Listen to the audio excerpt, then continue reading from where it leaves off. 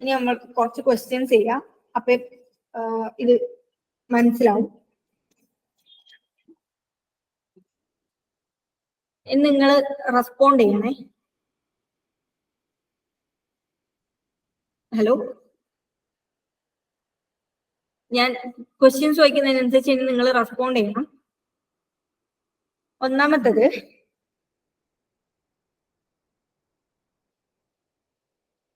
arrange in the increasing order of covalency. ഒന്നാമത്തെ question, arrange in the increasing order of covalency. Increasing order of covalency.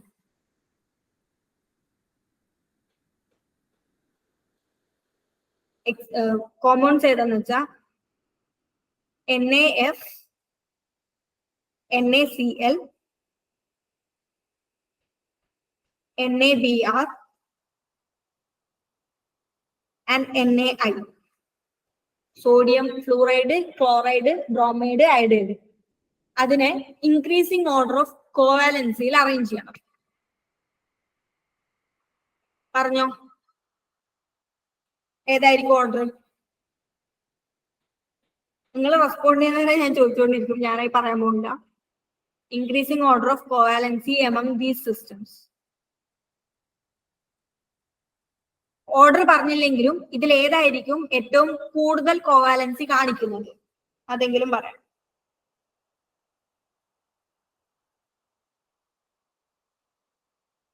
ആരാ പറയുന്നേ? ഏത് compound ആണ് ഏറ്റവും കൂടുതൽ കോവാലൻസി കാണിക്കുന്നത്? ഹലോ, പറഞ്ഞോ. ഹലോ, കേട്ടില്ല. NaI ആണ് ഏറ്റവും കൂടുതൽ കോവാലൻസി കാണിക്കുന്നത്. അതെ. ഇനി എനിക്ക് വേണ്ടത് ഇതിന്റെ ഇൻക്രീസിംഗ് ഓർഡർ ഓഫ് കോവാലൻസി. അതായത് നിങ്ങൾക്ക് മറ്റേ ഒബ്ജക്റ്റീവ് ടൈപ്പ് ക്വസ്റ്റ്യനിൽ എപ്പോഴും ഇൻക്രീസിംഗ് അല്ലെങ്കിൽ ഡിക്രീസിംഗ് ഓർഡർ എന്ന് ചോദിക്കും. അപ്പം ഏത് സിമ്പൽ വെച്ച് എഴുതണം എന്ന് തന്നെ നിങ്ങൾ മനസ്സിലാക്കണം.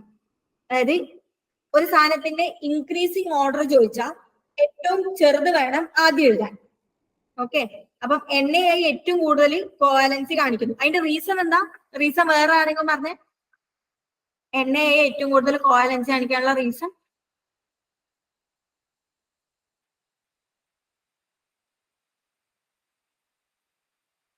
ഹലോ,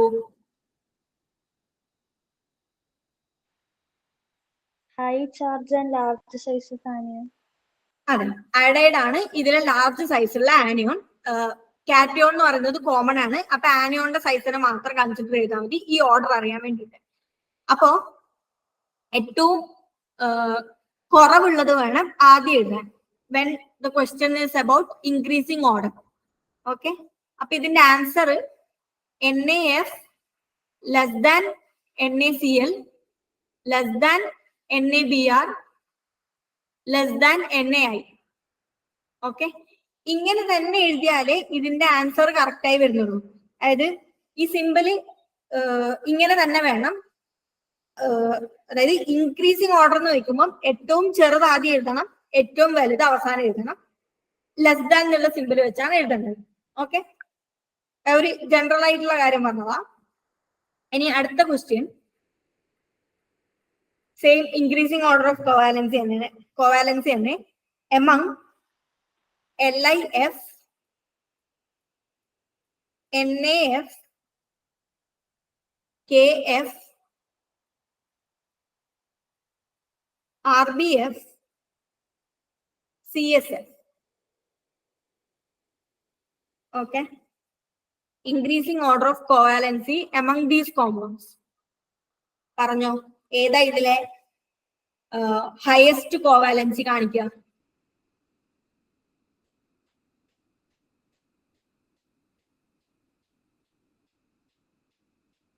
ഹയസ്റ്റ് കോവാലൻസി കാണിക്കുന്ന കോമ്പൗണ്ട് ഏതായിരുന്നു?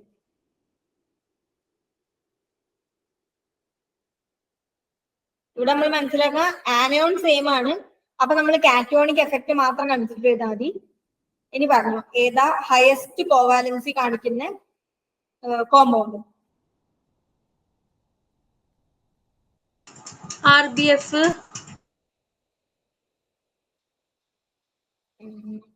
അതായത് എങ്ങനെയാ ഗ്രൂപ്പില് സൈസ് വരുന്നേ? Lithium, sodium, potassium, rubidium, caesium ഇത്രയും കൺസിഡർ ചെയ്യുമ്പം ഓക്കെ ഞാൻ lithium, sodium, potassium, rubidium, caesium ഇങ്ങനെയല്ലേ ഗ്രൂപ്പിൽ എലമെന്റ്സ് വരുന്നേ? അപ്പം ഏതിനാണ് സൈസ് കൂടുതൽ? ഗ്രൂപ്പിൽ താഴോട്ട് പോകുമ്പോ അയണിക് സൈസ് അല്ലെങ്കിൽ ഒരു എലമെന്റ് സൈസിന് എന്താ സംഭവിക്കണേ? ഗ്രൂപ്പിൽ താഴോട്ട് വരുമ്പോ സൈസ് ഓഫ് ആൻ അയോൺ എന്താ സംഭവിക്കണേ? Size increases. കേട്ടില്ല. ഇൻക്രീസ് ചെയ്യും. ഇൻക്രീസ് ചെയ്യും എന്നാണോ പറയുന്നേ?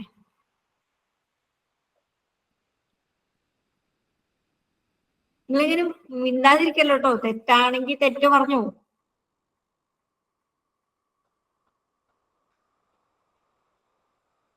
ഗ്രൂപ്പിൽ താഴോട്ട് പോകുമ്പോ അയോണിന്റെ സൈസ് ഇൻക്രീസസ്. അപ്പോ നമ്മൾ പറഞ്ഞു കജാൻസ് റൂളില് ഏത് സൈസിലുള്ള കാറ്റയോൺ ആണ് ഏറ്റവും കൂടുതൽ കോവാലൻസി കാണിക്കാന്നാ പറഞ്ഞേ? Small size. സ്മോൾ സൈസുള്ള കാറ്റയോൺ. അങ്ങനെയാണെങ്കിൽ ഇവിടെ ഏത് കാറ്റയോണാ കാണിക്കുക? ലിഥിയം. ലിഥിയം അല്ലേ? ഓക്കെ. അപ്പോ ലിഥിയം Li+ ആയിരിക്കും ഇവിടെ ഏറ്റവും കൂടുതൽ കോവാലൻസി കാണിക്കാൻ വേണ്ടിയിട്ട് ഹെൽപ്പ് ചെയ്യുന്നത്. ഓക്കെ.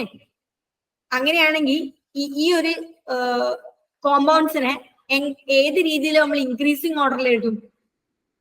ഏറ്റവും കൂടുതൽ കാണിക്കുന്നത് നമ്മൾ പറഞ്ഞു LiF. അങ്ങനെയാണെങ്കിൽ ആദ്യം ഞാൻ എന്ത് എഴുതണം ആൻസറിൽ? Caesium. Caesium fluoride. CSF less than rubidium F less than potassium fluoride less than sodium fluoride less than LiF. ഇതല്ലേ നമ്മുടെ ഇൻക്രീസിങ് ഓർഡർ? മനസ്സിലായി വിചാരിക്കണു. കൺഫ്യൂഷൻ ഉണ്ടോ അതിലേ? അടുത്ത ക്വസ്റ്റ്യനിലോട്ട് പോട്ടെ.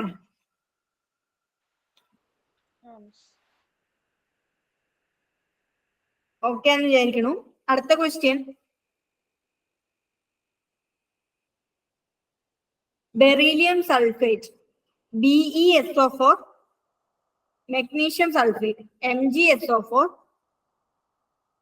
calcium sulfate CaSO4, strontium sulfate SrSO4, barium sulfate.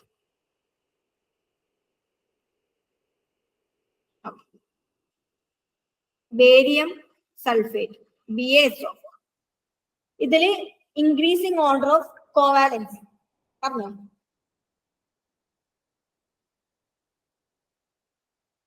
Among these compounds, increasing order of covalency. Order തന്നെ പറഞ്ഞു.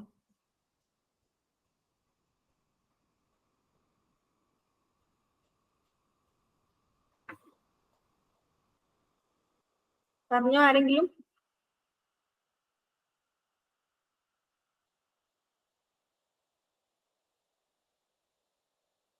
Confusion ഉള്ളതുകൊണ്ടാണോ പറയാത്തെ? Strontium sulfate, calcium sulfate, MgSO4, barium sulfate, beryllium sulfate. അതായത് എന്താ മിക്സ് ആയിപ്പോയെ? നമുക്ക് ഓർഡർ എന്താന്ന് അറിയില്ലേ? അതായത് സെക്കൻഡ് ഗ്രൂപ്പിൽ എലമെന്റ്സ് കിടക്കുന്ന എങ്ങനെയാണെന്ന് അറിയില്ലേ? അതായത് ആദ്യത്തെ എലമെന്റ് ബെറീലിയാണ്, രണ്ടാമത്തെ എലമെന്റ് മഗ്നീഷ്യം ആണ്, മൂന്നാമത്തെ എലമെന്റ് കാൽഷ്യം ആണ്, നാലാമത്തെ സ്ട്രോൺഷ്യം ആണ്, അഞ്ചാമത്തത് ബേരിയാണ്, ലാസ്റ്റ് പിന്നെ മറ്റേ റാഡോൺ വരും. അത് കൺസിഡർ ചെയ്യണ്ട. അപ്പം ഇത് വെച്ച് നോക്കുമ്പോ ഏതാണ് സൈസ് കൂടുതൽ അല്ലെ പോട്ടെ, ഏതിനാ സൈസ് കുറവ്? Beryllium. ബെറീലിയത്തിന്. അപ്പൊ ബെറീലിയം സൾഫേറ്റ് ആയിരിക്കും ഏറ്റവും കൂടുതൽ കോവാലൻസി കാണിക്കുന്നത്. അതിൽ കൺഫ്യൂഷൻ ഇല്ലല്ലോ?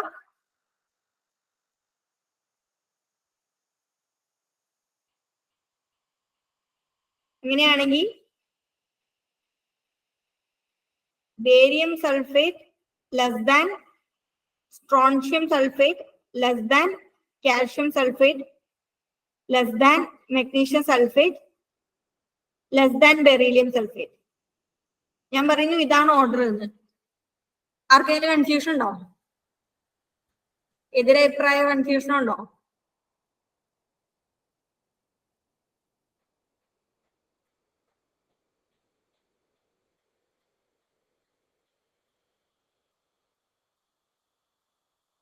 നമുക്ക് ഇന്ററാക്ട് ചെയ്ത് മുന്നോട്ട് പോകാം. അതായിരിക്കും നിങ്ങൾക്ക് കുറച്ചുകൂടെ ബെനിഫിഷ്യൽ. കൺഫ്യൂഷൻ ഉണ്ടോ? ഇല്ല മാം. Okay okay. ഇനി ഓക്കെ, ഇനി അടുത്ത ക്വസ്റ്റ്യൻ 3 കഴിഞ്ഞു. ഇനി 4ാമത്തെ ക്വസ്റ്റ്യൻ എന്താ വെച്ചാ ലിഥിയം ക്ലോറൈഡും ബെറിലിയം ക്ലോറൈഡും. ലിഥിയം ക്ലോറൈഡും ബെറിലിയം ക്ലോറൈഡും ഇതിൽ ഏതിനായിരിക്കും കോവാലൻസി കൂടുതൽ?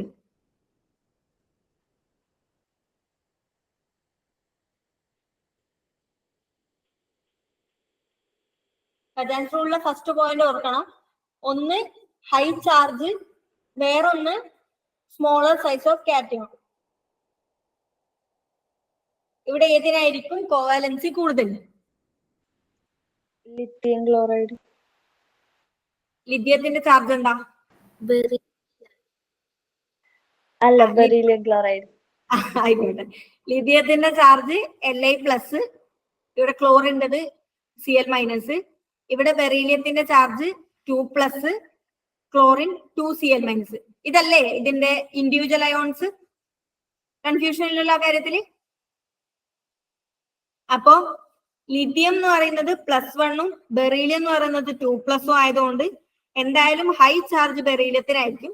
അപ്പൊ കോവാലൻസി ബെറീലിയം ക്ലോറൈഡിനായിരിക്കും കൂടുതൽ. ഓക്കെ അല്ലേ? ഓക്കെ അല്ലേ? അങ്ങനെയാണെങ്കിൽ അടുത്ത ക്വസ്റ്റ്യൻ എന്താ വെച്ചാ കാൽഷ്യം ക്ലോറൈഡും മെർക്കുറി ക്ലോറൈഡും HgCl2. ഇവിടെ ആൻസർ അറിയാലോ, LiCl less than BeCl2. Calcium ക്ലോറൈഡും മെർക്കുറി ക്ലോറൈഡും പറഞ്ഞു. ഇതിൽ ഏതിനായിരിക്കും കോവാലൻസി കൂടുതൽ? എന്തുകൊണ്ട്?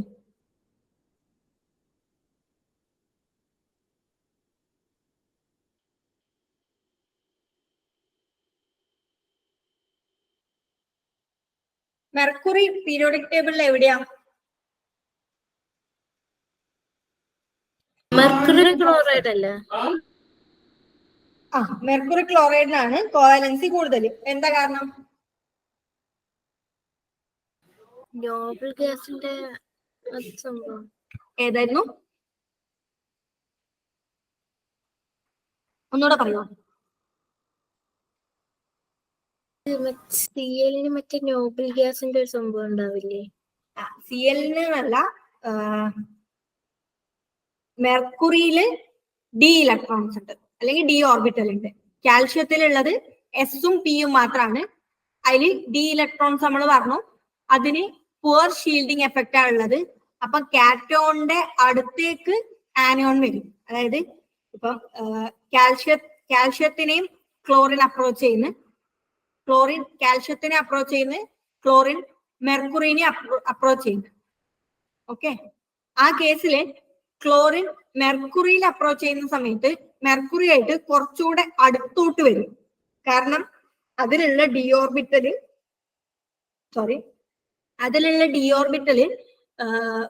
പുവർ ഷീൽഡിങ് എഫക്ട് കാണിക്കുന്നുണ്ട്. അതായത് വളരെ കുറവ് ഷീൽഡിങ് എഫക്ട് കാണിക്കുന്നതുകൊണ്ട് ഈ ക്ലോറിൻ Cl- മെർക്കുറിയുടെ അടുത്തോട്ട് വരും. എന്നാൽ കാൽഷ്യത്തിന്റെ കേസിൽ സ്ട്രോങ് ആയിട്ട് ഇതിന്റെ ചുറ്റും Sഉം Pയും ഉണ്ട്. ഈ എസും പിയും ക്ലോറിനെ കടത്തി വിടുന്നില്ല. അതുകൊണ്ട് ഈ കാൽഷ്യത്തിന് ക്ലോറിനെ പോളറൈസ് ചെയ്യാനുള്ള ചാൻസ് മറ്റേതിനെ കമ്പയർ ചെയ്യുമ്പോൾ കുറവായിരിക്കും. അതുകൊണ്ട് അതായത് സാധാരണ സൈസും കാര്യങ്ങളൊക്കെ വെച്ച് നമുക്കിത് പ്രെഡിക്റ്റ് ചെയ്യാൻ പറ്റില്ല. ഡി ഇലക്ട്രോണിന്റെ ഒരു ഇൻഫ്ലുവൻസ് കൊണ്ട് ഒരു എക്സെപ്ഷണൽ കേസാണിത്. ഓക്കെ, ഇനി ഇതിൽ തന്നെ ഓക്കെ ഇങ്ങനെയാണ് കേസെങ്കിൽ നമ്മൾക്ക് ബെറീലിയം ക്ലോറൈഡും മെർക്കുറി ക്ലോറൈഡും തരുന്നു വെച്ചോ. ഓക്കെ, നമ്മൾ പറഞ്ഞു ബെറീലിയം ഉള്ളത് കാൽഷ്യത്തിന്റെ ഗ്രൂപ്പിലാണ്, മുകളിലാണ്. പക്ഷെ നമ്മൾ പറഞ്ഞ പോലെ മെർക്കുറിയിൽ ഡി ഓർബിറ്റൽ ഉണ്ട്. എന്നാലും ബെറീലിയം ക്ലോറൈഡ് ആണ് HgCl2-നെക്കാളും പോളറൈസിങ്.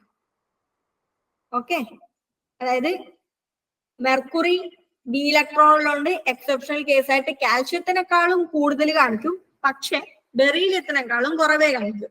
അവിടെ ഡോമിനേറ്റിംഗ് ഫാക്ടർ ബെറീലിയത്തിന്റെ സൈസ് വളരെ കുറവാണ് എന്നുള്ളതാണ്. അതായത് small cation size. Small cation size എന്നുള്ളത് ഡോമിനേറ്റിംഗ് ആയിട്ട് വന്നിട്ട് പോളറൈസിങ് എബിലിറ്റി കൂടുതലായിരിക്കും. ഓക്കെ, അപ്പോ ഈ മെർക്കുറിയെ പോലെ തന്നെ വേറെയും എക്സെപ്ഷൻ കാണിക്കുന്ന കുറച്ചുകൂടെ ട്രാൻസിഷൻ മെറ്റൽസ് ഉണ്ട്. അപ്പൊ നിങ്ങൾ ഒരു ചുമ്മാ ഒരു ഓർഡർ എഴുതിക്കോ. അതായത് ഇത് ഇമ്പോർട്ടന്റ് അല്ല, എന്നാലും എക്സെപ്ഷൻസ് ഉണ്ട് എന്ന് മനസ്സിലാക്കാൻ വേണ്ടിയാണ്. Polarising power increases. അടുത്ത ലൈനിൽ എഴുതേണ്ടതാണ് പോളറൈസിങ് പവർ ഇൻക്രീസസ്. ഇൻക്രീസസ് എഴുതിയിട്ട് ഒരു കോളൻ ഇടുക. കോളൻ ഇട്ട് താഴെ എഴുതുക beryllium 2+ greater than Zn2+ greater than Li+ greater than magnesium 2+ greater than cadmium 2+ greater than Cu+ greater than calcium 2+. അതായത് ഇത് നിങ്ങൾക്ക് പ്രൊഡിക്ട് ചെയ്യാൻ പറ്റുന്ന ഒരു കാര്യമല്ല, ഇത് എക്സ്പെരിമെന്റിൽ കിട്ടിയ പോളറൈസിംഗ് പവർ ആണ്. എക്സെപ്ഷൻസ് ഉണ്ട് എന്ന് കാണിക്കാൻ വേണ്ടിയിട്ടാണ് ഈ ഓർഡർ തന്നേക്കണേ. മിക്കവാറും ക്വസ്റ്റ്യൻ ചോദിക്കണമെങ്കിൽ മെർക്കുറിയോ സിങ്കോ വെച്ചിട്ട് തന്നെ ആയിരിക്കും.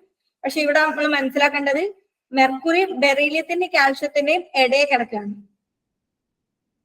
അപ്പോ അവിടെ അടുത്ത പോയിന്റ് കൂടെ എഴുതിക്കോ. Out of all cations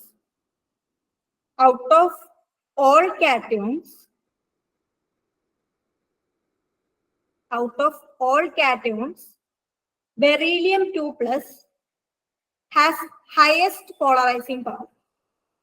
Out of all cations, beryllium 2+ has highest polarizing power. Highest polarizing power. Thus THUS. Thus compounds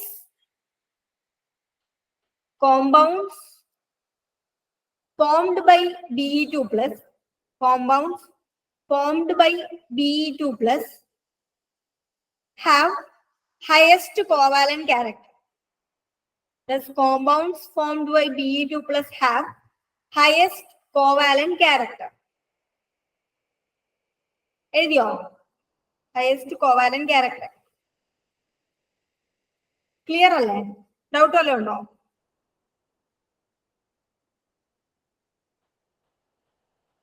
okay, മുന്നോട്ട് പോവാൻ വിചാരിക്കണു.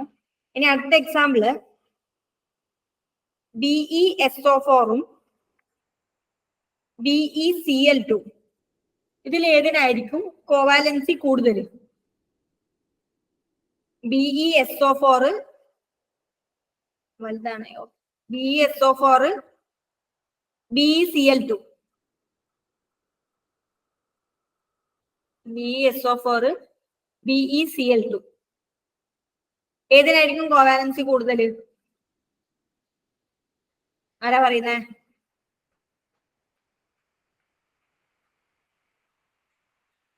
കോവാലൻസി ഏതിനാ കൂടുതൽ? ഇതിനെ വേണമെങ്കിൽ സ്പ്ലിറ്റ് ചെയ്ത് എഴുതി നോക്കാം ഓരോ അയോൺ ആയിട്ട്. അപ്പൊ കുറച്ചുകൂടെ ക്ലിയർ ആയി മനസ്സിലാവുമായിരിക്കും.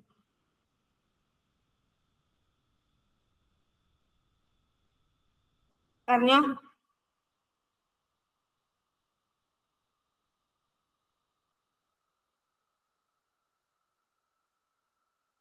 എന്റെ കൺഫ്യൂഷൻ?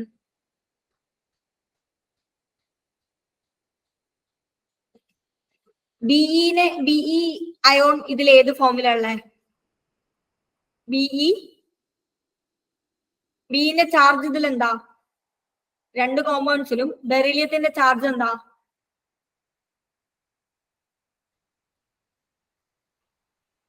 ആരെങ്കിലും പറയടോ.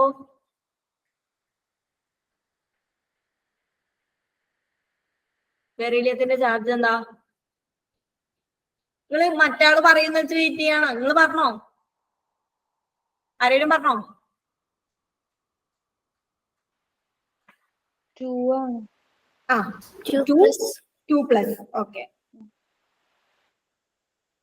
ഈ സൾഫേറ്റോ SO4ന്റെ ചാർജ് എന്താ? 2-. 2-. ഓക്കെ. ഇവിടെ ബെറീലിയം 2+ തന്നെ. Cl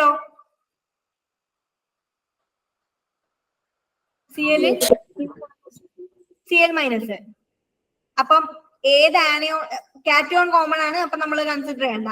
ഏത് ആനയോണിനാണ് ചാർജ് കൂടുതൽ? SO4 2-നാണ് ചാർജ് കൂടുതൽ. അപ്പൊ ഏതാണ് കോവാലൻസി കൂടുതൽ കാണിക്കുക? BSO4. ആ ഓക്കെ. അപ്പം BSO4 ആണ് ഇതില് മോർ കോവാലന്റ്. കാരണം ആനയോണിന്റെ ചാർജ് അതിലാണ് കൂടുതൽ.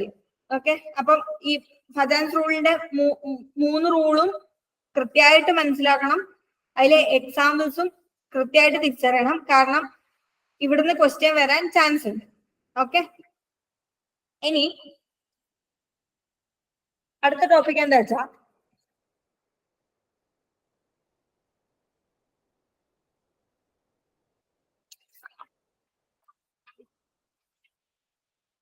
Results of polarisation. പോളറൈസേഷൻ നടക്കുന്നു എന്ന് പറഞ്ഞു. പോളറൈസേഷൻ നടക്കുന്നത് കൊണ്ട് എന്താണ് സംഭവിക്കുന്നത് ആണ് അടുത്ത സെക്ഷൻ.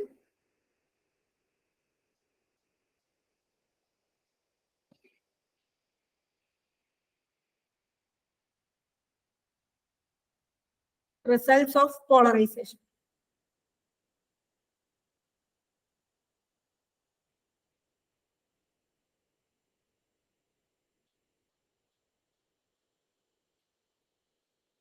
ഒന്നാമത്തെ പോയിന്റ് എഴുതിക്കോ. As degree of covalency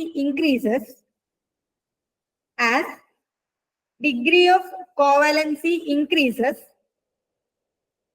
melting and boiling point decreases. Melting and boiling points decreases.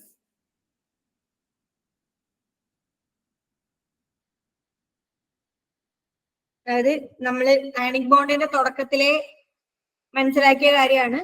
Ionic കോമ്പൗണ്ട്സിന് high മെൽറ്റിങ്ങും boiling പോയിന്റ്സും ഉള്ളതാണ്. ഹൈ മെൽറ്റിംഗ് പോയിന്റ് ഉള്ളതാണ് നമ്മൾ നേരത്തെ മനസ്സിലാക്കിയതാണ്. അപ്പോ പക്ഷെ ഈ കോവാലൻസി കാരണം ചില കോമ്പൗണ്ട്സിന്റെ മെൽറ്റിങ്ങും ബോയിലിംഗ് പോയിന്റും കുറയുന്നുണ്ട്. അതിന് കുറച്ച് എക്സാമ്പിൾസ് എഴുതിക്കോ.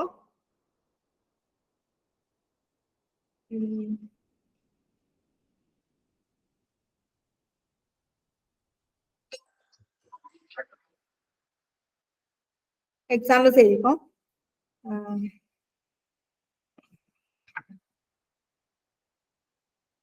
melting point of BeCl2. Melting point of BeCl2 is equal to 405 degrees Celsius. Melting point of BeCl2 is equal to 405 degrees Celsius. Melting point of CaCl2 is equal to 782 degrees Celsius. 782 degrees Celsius. ഇത് രണ്ടും നോക്കിയാൽ മനസ്സിലാവുന്നുണ്ടല്ലോ. അതായത് beryllium കാൽഷ്യത്തിനെക്കാളും ചെറിയ cation ആണ്. അപ്പൊ ഇവിടെ covalency കൂടുതലായിരിക്കും. അതുകൊണ്ട് ഇതിന്റെ മെൽറ്റിംഗ് പോയിന്റ് കുറവാണ് കാൽഷ്യത്തിനെക്കാളും. ഓക്കെ, ഇനി അടുത്ത example melting point of NaBr is equal to 747 degrees Celsius. Melting point of MgBr2 is equal to 700 degrees Celsius. Melting point of AlBr3 is equal to 97.5 degrees Celsius. അതായത് ഇവിടെ നോക്കുക, sodium Na+ ആണ്, magnesium Mg2+ ആണ്, aluminium Al3+ ആണ്. അപ്പോ size കൂടിയപ്പോഴത്തേക്കും കാറ്റോണിന്റെ charge കൂടിയപ്പോഴത്തേക്കും melting point കുറഞ്ഞു വരുന്നത്. അതായത് കാറ്റോണിന്റെ ചാർജ് കൂടുമ്പോൾ കോവാലൻസി കൂടുന്നതുകൊണ്ട്. ഓക്കെ, അപ്പൊ അതാണ് അടുത്ത എക്സാമ്പിള്.